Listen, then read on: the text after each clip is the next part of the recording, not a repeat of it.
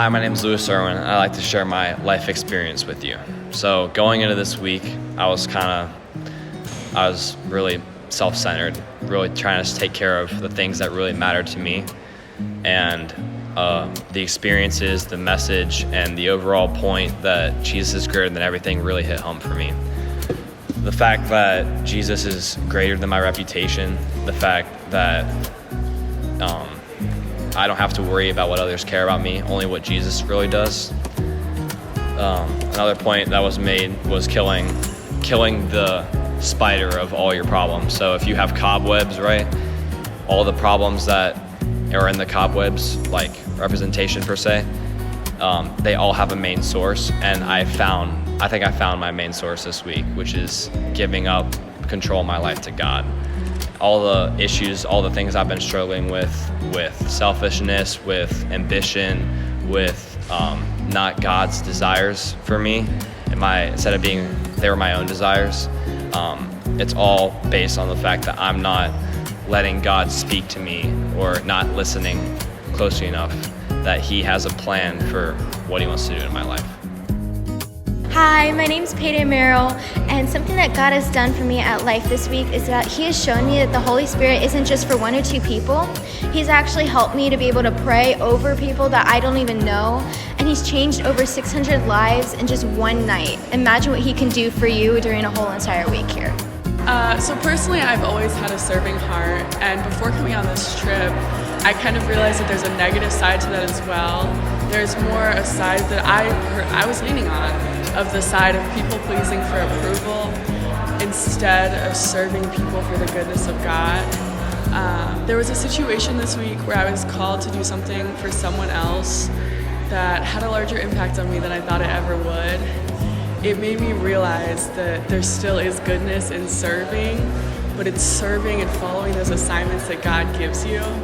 And another assignment that I think I realized this week was that I was also called to ministry, and that helps me realize that sometimes you have to say no to some specific situations and things you may want to do and help people to be able to say yes to those specific things that God is calling on you to do. And that was my large impact of sometimes there's positive and negatives, but you just have to follow what God is telling you. This week has been just really, really incredible.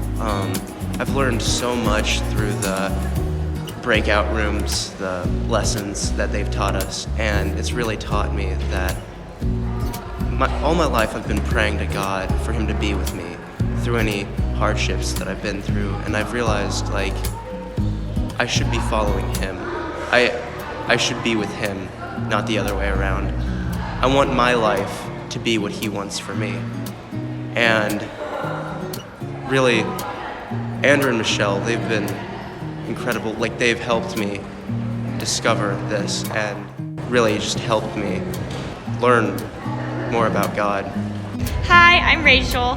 During this live conference, something that I really enjoyed was getting to build a community and just get to know everybody that came on this trip from my church. I really enjoyed getting to know my small group better, and seeing them grow strong in their faith was just super incredible, and I loved it. My favorite part of this week was the worship night on day 2. We had a late night session, and I always sing along with the worship, but I don't really think about what all the words mean. And that night I just gave it all to Him, and I just praised Him completely and fully, and I've never had an experience like that, and it was really cool. Hi, my name is Mika Joe Hiley, and this week what I've learned is that I can actually let go of things, because I usually keep things all bottled up, and I don't express them at all. And God has shown me that I can actually let go of those, and I did. I broke some chains that I've had for a while, and now I can understand church better. And now I'll be serving in Springborough's student ministry alongside the student ministry pastor, Andrew, and I'll be helping him out with the messages, plans, events, planning things out and helping him out, but as the student's perspective, so then they get a student's perspective on what they're working with. Hi, I'm Lainey. I just graduated from high school, and before coming into this trip, I was definitely praying that God would show Himself to me in a way that I hadn't seen before, and He definitely answered the prayer, because one morning John was talking about the students that felt called to ministry, And he said, if you are feeling called to ministry, come up to the front. And at first I was like, I'm not gonna go up because I already have everything figured out. He's not calling me, but my heart was beating so fast and it felt like I couldn't really breathe. And then John said, if your heart is beating 10 times faster than it was before, then get up here. And when I got up there, I completely broke down and someone came over and prayed for me. And I was feeling so scared because I just graduated. I had my major planned, I had everything planned out. So I was nervous, I was scared. So I went to my leader afterwards and I talked to her, and she made me feel so much better about it, just because like it's okay to be scared when your plans change, because that's God's plan. And I feel like so at peace when before I didn't know what I was going to do. And I just feel like I found my purpose. Going into this trip, I definitely felt like I didn't really have a calling. I didn't know where God was going to take me with my life. And after the experience that I've had and the prayer and a lot of just talking with my small group, I've seen that God really wants me to go into mission work. I really want to travel and see the world and spread the word of Jesus to people who don't have access to it. Hi, my name's Hutton, and this is my first time coming to the Life Conference, but I've been going on trips like this ever since middle school, and I've always had amazing experiences connecting with God through those. And because of that, I kind of just told myself that going on this trip would be easy, and God would just reveal himself in some big way, because that's what happens on youth trips, right? And this time it was different. I just felt like the first few days of being here, God was completely silent, and I was in a room of 6,000 youth worshiping, and still just felt like I couldn't connect with God.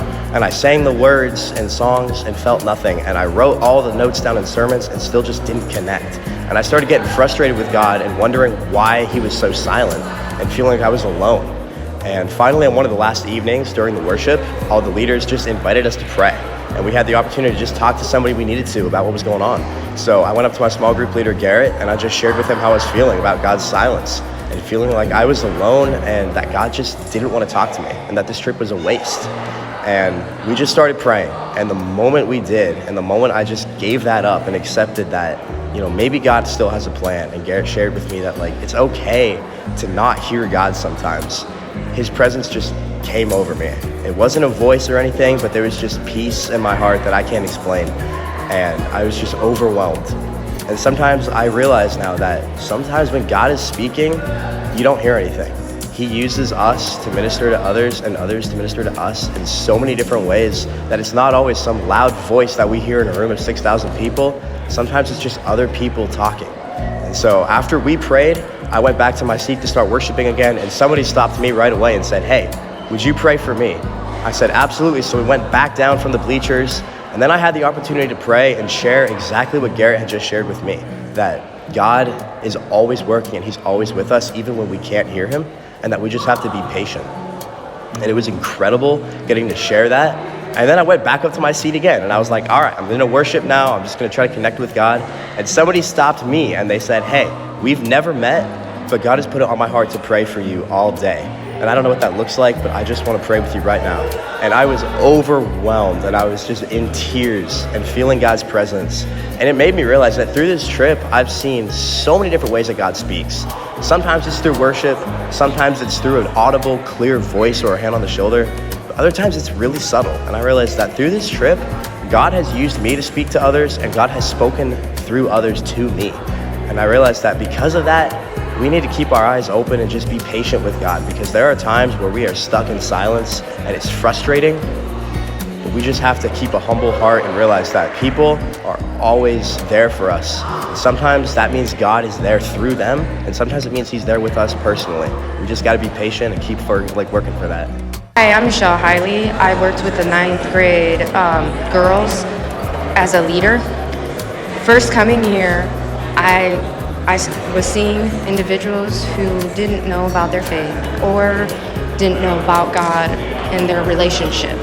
As we were going through this, as they were going through their journey, they ended up learning about certain issues and getting resources of how to work with it with God.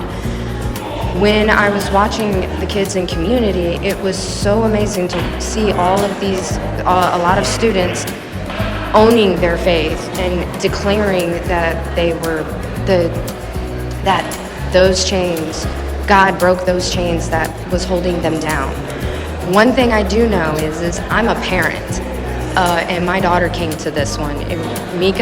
Watching Mika yell out in the middle of when we were in community that God broke her chains made me so proud and so thankful that us as leaders and also as parents, some of them as parents, that we are impacting your children's lives.